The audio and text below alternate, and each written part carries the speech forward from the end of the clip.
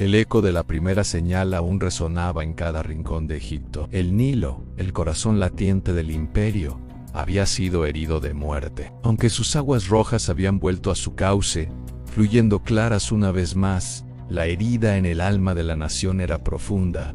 Algo había cambiado para siempre. El miedo, como una sombra silenciosa, se había instalado en el corazón del pueblo, y la duda, esa grieta fina pero persistente, comenzaba a quebrar la arrogante seguridad de un imperio que se creía eterno, invencible. Pero el-Faraón, el dios viviente, no aprendió. Su orgullo, una fortaleza inexpugnable, seguía intacto. Su corazón, en lugar de ablandarse con la advertencia, se había endurecido como el granito de sus monumentos. No veía una lección, solo un desafío a su poder absoluto. Y así, Moisés volvió a presentarse ante él en su figura, endurecida por el desierto y fortalecida por una fe inquebrantable, contrastaba con el lujo decadente de la corte. El mensaje divino no había cambiado. Era tan simple como imposible de aceptar para el monarca: deja ir a mi pueblo, para que me sirva. No hubo una larga negociación, no hubo advertencias exageradas ni amenazas veladas, solo una orden clara, directa e inapelable, pronunciada con la autoridad de aquel que lo enviaba. La respuesta del faraón fue predecible, un eco de su propia soberbia. Se negó, el pueblo de Israel seguiría siendo esclavo, sus manos seguirían construyendo las ciudades del imperio, su sufrimiento seguiría siendo el cimiento de la grandeza de Egipto. Y esta vez, la respuesta de Dios no cayó como un golpe inmediato y fulminante, como las aguas convertidas en sangre. No, esta vez llegó como una invasión lenta, sigilosa, imparable y profundamente perturbadora. El Nilo recién sanado comenzó a moverse de una forma extraña. La superficie del agua no ondulaba con el viento, sino con una vida que bullía desde las profundidades. De sus aguas emergieron criaturas anranas. Primero fueron algunas, saltando torpemente en la orilla, un espectáculo curioso, quizás. Luego fueron cientos, una marea verde y viscosa que cubría las riberas. Después, miles, millones, hasta que la tierra entera pareció cobrar vida con un movimiento constante y un sonido gutural. No fue un fenómeno natural, no fue una migración estacional, fue una declaración, fue una señal. Las ranas invadieron todo, tomaron los caminos, cubrieron los campos de cultivo y se adentraron en las ciudades. Desde los barrios más humildes hasta los palacios más opulentos, la vida cotidiana se detuvo. Los mercados se vaciaron, los templos quedaron en silencio, rotos solo por el croar incesante. Los animales domésticos huían aterrorizados. Los niños lloraban, incapaces de escapar de la pesadilla viviente. Entraron en las casas, sin importar cuán bien cerradas estuvieran las puertas o las ventanas, encontraban una grieta, un resquicio por el cual colarse. Subieron a las camas, convirtiendo el descanso en una tortura pegajosa. Se metieron en los hornos, arruinando el pan antes de que pudiera cocerse. Saltaron dentro de las vasijas de agua y las amasaderas, contaminando la comida y la bebida.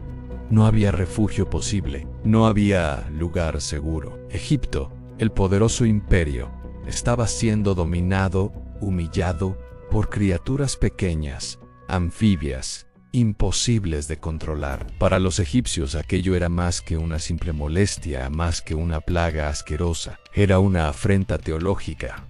Las ranas no eran solo animales, estaban intrínsecamente asociadas a la diosa Hecat, la diosa con cabeza de rana, símbolo de la fertilidad, el nacimiento y la vida misma. Las parteras usaban su amuleto. Era una deidad benévola que ayudaba en el alumbramiento, que representaba la promesa de una nueva vida que emergía de las aguas del Nilo.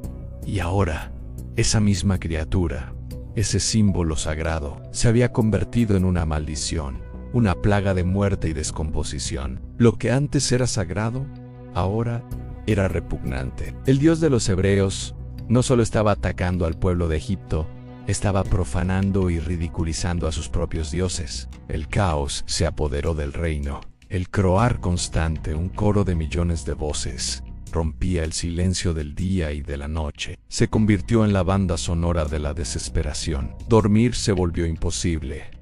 Pensar con claridad, una hazaña. Vivir se volvió simplemente insoportable. Imaginen la sensación: en el suelo que pisas se mueve, la comida que llevas a tu boca tiene una rana dentro, la cama donde buscas refugio está fría y húmeda por sus cuerpos. Una tortura psicológica perfecta. Los sacerdotes y magos de la corte, desesperados por demostrar su poder y restaurar el orden, intentaron intervenir. Jannes y Jambres, los mismos que habían replicado la señal de la sangre, volvieron a invocar sus artes oscuras. Repitieron rituales, pronunciaron encantamientos y, para sorpresa de muchos, lograron imitar la señal con sus magias. Hicieron aparecer más ranas, pero su poder tenía un límite devastador. Podían traer más caos, pero no podían restaurar la paz. Podían añadir ranas a la plaga, pero no podían quitarlas. El poder que enfrentaban no era un truco, no era una ilusión.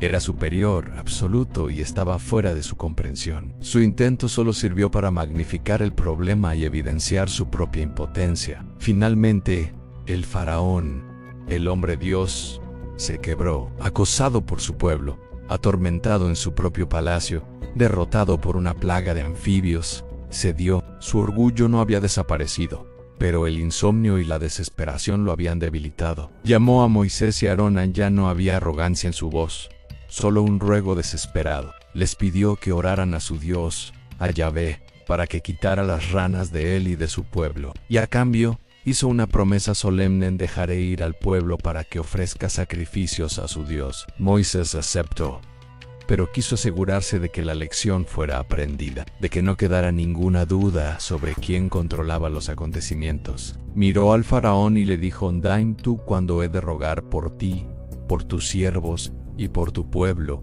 para que las ranas sean quitadas de ti y de tus casas. Le dio al propio faraón el poder de elegir el momento del fin, para que nadie pudiera decir que fue una coincidencia, que las ranas simplemente se fueron, para que el faraón supiera, sin sombra de duda, que solo había un Dios verdadero. El faraón, exhausto, respondió: mañana. Cuando llegó el día señalado, cuando el sol se alzó sobre una tierra que croaba al unísono, Moisés clamó a Dios, y en el preciso instante, el croor cesó. El silencio fue tan abrumador como lo había sido el ruido. Las ranas murieron, no regresaron al río, no se desvanecieron. Murieron exactamente donde estaban, en las casas, en los patios, en los campas, en los caminos. Y entonces comenzó la segunda parte de la pesadilla. Los egipcios tuvieron que salir de sus casas y empezar a juntar los cadáveres. Montones, montañas de ranas muertas se acumulaban en cada calle, en cada plaza. La tierra se cubrió de podredumbre y un hedor insoportable, el olor de la muerte a gran escala,